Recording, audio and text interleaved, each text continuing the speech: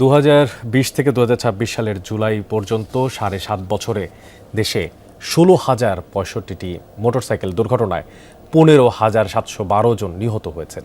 আহত হয়েছেন 14,143 জন। Road safety ফাউন্ডেশনের প্রতিবেদনে উঠে এসেছে এমন চাঞ্চল্যকর তথ্য। নিহতদের বড় একটি অংশই কিশোর ও তরুণ।